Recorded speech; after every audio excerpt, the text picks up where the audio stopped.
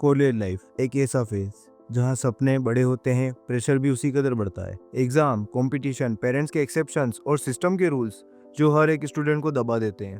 पर क्या होता है जब तीन ऐसे दोस्त मिलते हैं जो सिर्फ मार्क्स के पीछे नहीं भागते बल्कि जिंदगी के असली मतलब को समझना चाहते हैं।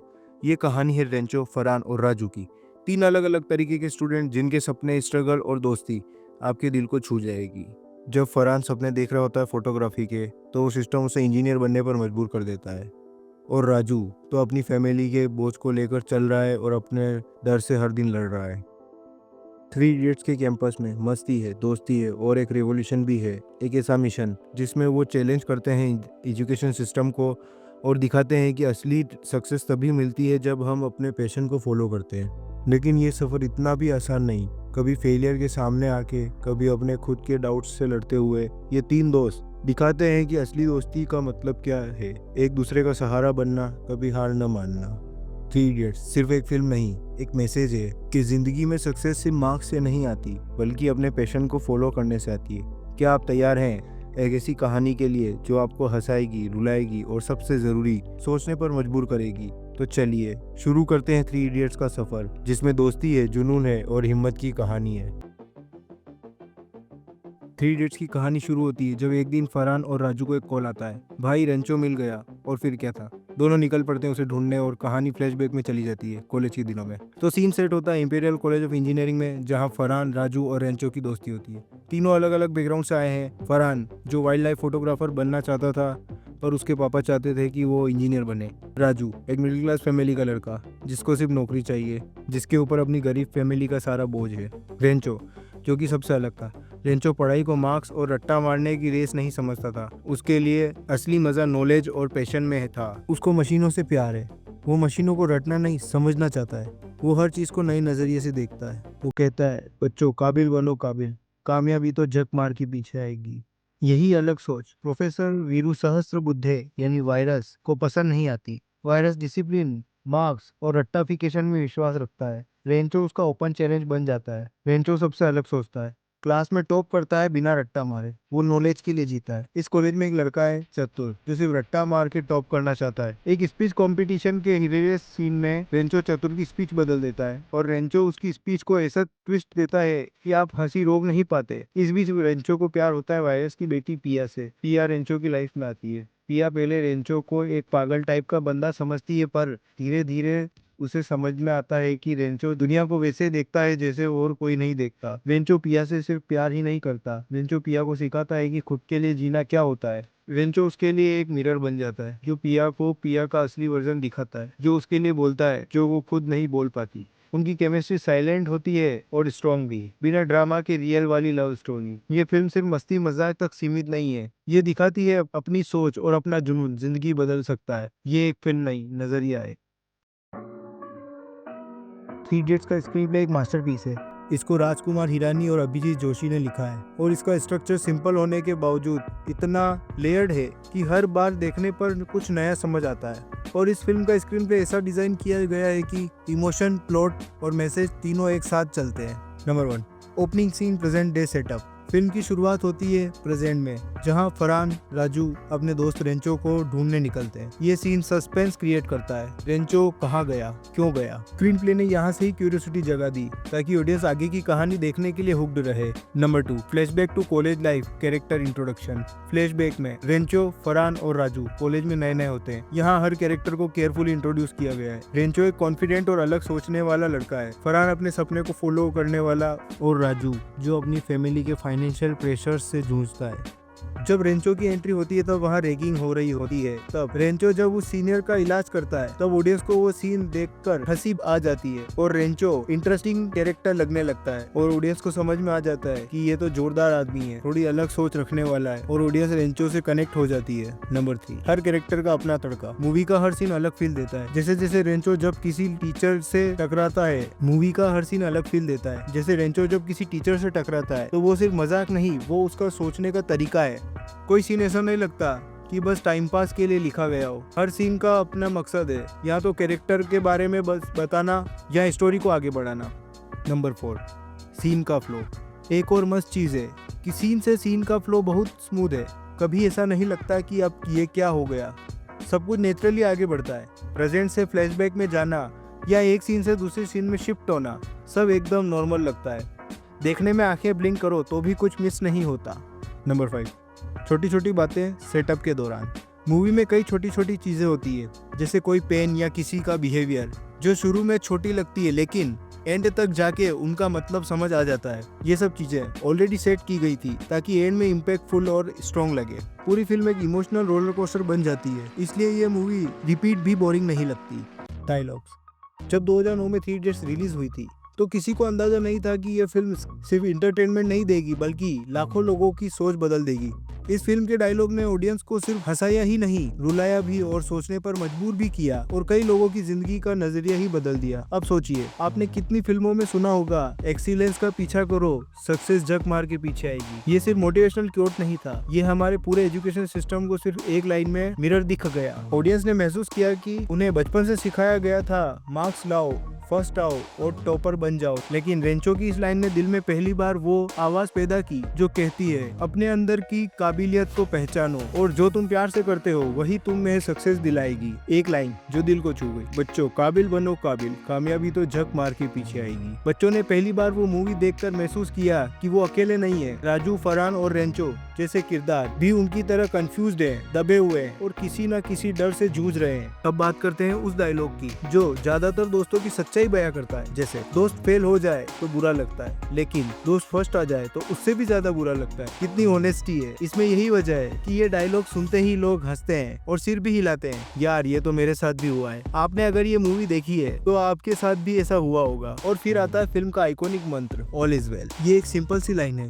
लेकिन बहुत बड़ा मीनिंग है इसके पीछे। ये उस डर को समझने की कोशिश है जो हम सबके अंदर होता है, एग्जाम का, करियर का, फ्यूचर का। रेंचो का ये मंत्र लोगों के दिल में बस गया है। आज भी जब लाइफ में कुछ गड़बड़ होती है तो लोग अपने आप से कहते हैं ऑल इज वेल। अब बात करते हैं एक्टर परफॉर्मेंस की। Number 1, Aamir Khan as a Rancho. Aamir Khan ने रेंचो के कैरेक्टर को सिर्फ एक्ट ही नहीं किया बल्कि जिया है। 44 की एज में उन्होंने 20 साल के स्टूडेंट का इनोसेंस और एनर्जी इतनी नेचुरली दिखाई है कि ऑडियंस को एक बार भी उनकी एज याद नहीं आई। रेंचो जब ऑल इज वेल बोलता है तो सिर्फ कैरेक्टर ही नहीं, ऑडियंस का दिल भी थोड़ा हल्का हो जाता है। Number 2, R Madhavan as Farhan Qureshi. R Madhavan ने एक मिडिल क्लास लड़के के इमोशन को बहुत ही रियल और रिटेन तरीके से दिखाया है। ना ओवर एक्टिंग, ना ड्रामेटिक, सिर्फ plain honest acting. Farhan photography का शौकीन है लेकिन फैमिली प्रेशर के कारण इंजीनियरिंग करता है। ये कॉन्फ्लिक्ट उनकी आंखों और वॉइस में क्लियरली दिखता है। Number 3, Sharman Joshi as Raju. राजू का कैरेक्टर सबसे ज्यादा इमोशनल और डेप्थ वाला है और शर्मन ने उसे पूरी ऑनेस्टी के साथ निभाया है। राजू का डर, उसका स्ट्रगल, उसका डेस्परेशन, सब कुछ आपको फील होता है। जब राजू सुसाइड करता है तो सीन सिर्फ शॉकिंग नहीं होता, ऑडियंस को अंदर तक झटका लगता है। उसकी माँ और उसकी बहन का प्रेशर, घर की कंडीशन, सब कुछ रिलेटेबल लगता है। और जब वो इंटरव्यू क्लियर करता है तो एक विक्ट्री फील होती है, जैसे हमने खुद कुछ किया हो। नंबर 4, बमन ईरानी एज वीरू सहस्त्रबुद्धे उर्फ वायरस। बमन ईरानी ने सिर्फ स्ट्रिक्ट, इगोइस्टिक और सिस्टम ड्रिवन प्रिंसिपल को इस तरीके से प्ले किया है कि उनका कैरेक्टर विलन होने के बावजूद उनका एसेंट, उनकी वॉक, उनके बॉडी लैंग्वेज, सब कुछ केयरफुली डिजाइन था। ऑडियंस वायरस से इरिटेट भी होती है लेकिन कहीं ना कहीं उनकी सोच के पीछे का रीजन भी समझ आता है। जब उनका heart soften towards the end होता है तो ऑडियंस उसको एक्सेप्ट कर लेती है और ये तभी पॉसिबल होता है जब एक्टर ने परफॉर्मेंस लेयर्ड दी हो। नंबर 5, ओमी वैद एस चतुर। चतुर एक कॉमिक रिलीफ कैरेक्टर है लेकिन सिर्फ हंसी के लिए नहीं, सिस्टम की रट्टाफिकेशन मेंटेलिटी को दिखाने के लिए भी। ओमी वैद का हिंदी एसेंट, उनका कॉन्फिडेंट एंड उनकी ड्यूलेस एटीट्यूड और बलात्कार स्पीच इतनी आइकॉनिक बन गई। लोग चतुर पर हंसते हैं लेकिन कहीं ना कहीं उनको कैरेक्टर एक रियलिटी चीज भी देता है कि उनके मार्क्स लाना और नॉलेज लेना दोनों अलग अलग चीजें हैं। जब रेंचो उसे हर स्टेप पे हराता है, ऑडियंस को एक काइंड ऑफ सेटिस्फिकेशन फील होता है। करीना कपूर एज पिया सहस्त्रबुद्धे। करीना कपूर ने पिया को एक strong yet emotional grounded character बनाया। पिया कोई टिपिकल हीरोइन नहीं, वो एक डॉक्टर है, इंटेलिजेंट है और अपने दिल की सुनने वाली लड़की है। करीना कपूर ने उस कैरेक्टर को ग्रेस और रियलिज्म के साथ प्ले किया है। उनके एक्सप्रेशन में ऑनेस्टी है, जैसे जब रेंचो से लड़ती है तो वो ईगो नहीं, सेल्फ रेस्पेक्ट होती है। जब प्यार जताती है तो वो ओवर एक्टिंग नहीं, सीधा दिल से होता है। और राजू के एक्सीडेंट, यानी जब राजू खिड़की से कूद जाता है, उस एक्सीडेंट के बाद ऑडियंस ऑडियंस को पता चलता है कि यह सिर्फ एक लव इंटरेस्ट नहीं, फिल्म की इमोशनल स्पाइन भी है। अब बात करते हैं प्रोडक्शन की। फिल्म रिलीज हुई थी 25 दिसंबर 2009 को। फिल्म को प्रोड्यूस किया था विधु विनोद चोपड़ा फिल्म्स ने और फिल्म के डायरेक्टर थे राजकुमार हिरानी। फिल्म का बजट था लगभग 35 करोड़ रुपए और फिल्म ने इंडिया में ग्रॉस कलेक्शन किया था लगभग 273 करोड़ रुपए और ओवरसीज से कलेक्शन किया था लगभग 127 करोड़ रुपए। Total world wide gross collection किया था लगभग 400 करोड़ रुपए। 2009 में 3 इडियट्स इंडिया में सबसे ज्यादा कमाई करने वाली फिल्म थी। फिल्म की शूटिंग लोकेशंस रखी गई थी मुंबई, दिल्ली, शिमला, लद्दाख और IIM बेंगलोर कॉलेज में। अब बात करते हैं सॉन्ग की। 3 इडियट्स के गाने सिर्फ गाने नहीं, इमोशंस की सुनामी है। 3 इडियट्स के गाने सुनकर तो ऐसा लगता है गाने सिर्फ सुनने के लिए नहीं, महसूस करने के लिए बनाए गए थे। 3 इडियट्स के गाने एक जर्नी है, यारी, प्यार और सपनों की। इस फिल्म में टोटल 5 गाने रखे गए थे। Number 1 all is well. इसमें आवाज दी थी सोनू निगम, शान, सर्वानंद किरकिरे। ये गाना सुन के प्रेशर कुकर जैसी जिंदगी में रिलीफ फील होता है। नंबर 2 जुबी डूबी। इस सॉन्ग में आवाज दी थी श्रेया घोषाल और सोनू निगम ने। जुबी डूबी एक रेट्रो स्टाइल गाना है जो आपको ओल्ड बॉलीवुड का फील देता है लेकिन मॉडर्न स्वैग के साथ। नंबर 3 गिव मी सम शाइन। इसमें आवाज दी थी सूरज जगन और शर्मन जोशी ने। ये गाना हर उस इंसान के दिल के हाल जैसा लगता है जिसकी जिंदगी उसके सपनों से अलग डायरेक्शन में जा रही हो। नंबर 4 बहती हवा सा था वो। इस पे आवाज दी थी शान और शांतनु मोहित्रा ने। ये गाना यारी, दोस्ती और एक ऐसे इंसान के लिए जो रूल्स तोड़ता है और नए रास्ते बनाता है। नंबर 5 जाने नहीं देंगे तुझे। इसमें आवाज दी थी सोनू निगम ने।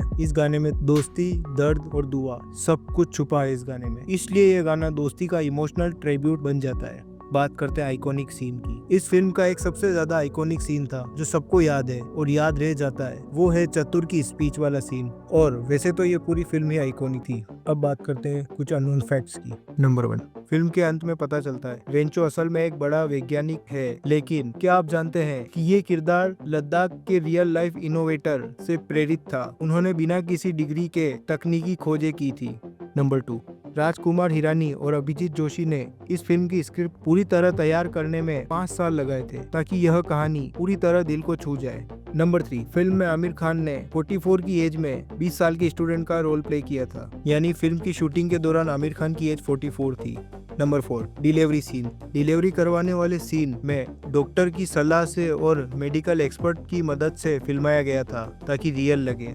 नंबर 5 फिल्म चेतन भगत की किताब 5.1 से इंस्पायर्ड थी, लेकिन फिल्म में बहुत सारे बदलाव किए गए थे और बाद में चेतन भगत ने कहा भी था कि फिल्म में उनका योगदान सही से क्रेडिट नहीं हुआ। नंबर 6 आमिर खान ने खुद लिया था स्टूडेंट का ऑडिशन। फिल्म में कॉलेज के कई एक्स्ट्रा किरदारों के लिए आमिर खान ने खुद जाकर दिल्ली यूनिवर्सिटी और मुंबई कॉलेज में जाकर ऑडिशन लिए थे ताकि असलीपन झलके। Number 7 all is well dialogue बन गया था नेशनल मंत्र। ऑल इज वेल सिर्फ एक डायलॉग नहीं था बल्कि एक पॉजिटिव माइंडसेट का सिंबल बन गया था और इस डायलॉग ने टफ टाइम में लोगों को हिम्मत देने का काम किया। नंबर 8 ओम पुरी को ऑफर हुआ था प्रिंसिपल वायरस का रोल। क्या आप जानते हैं इस फिल्म में बमन ईरानी द्वारा निभाए गए आइकॉनिक किरदार पहले ओम पुरी को ऑफर किया गया था और उनके मना करने के बाद ये ऑफर बमन ईरानी को ऑफर हुआ था। नंबर 9 चतुर की स्पीच वाला सीन एक टेक में शूट हुआ था।